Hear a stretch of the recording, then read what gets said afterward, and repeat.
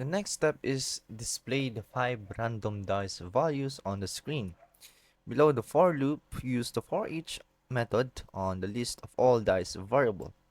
So if you go up, we do have indeed a list of all dice, and we have to call that array. So list of all dice, and then use the for each.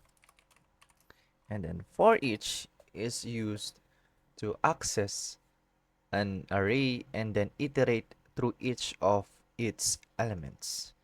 And so we would have a callback here to for the for each operation. And then in here is where we name the elements inside the array, which in our case would be the list of all the dice.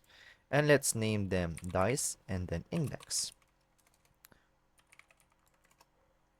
Oops, for each list of, oh. So in our case, we accessed an array called list of all dice and then perform an operation. And that operation would be this one. And in the operation is that we accessed all uh, all the elements inside this array as individual and separate and name them dice.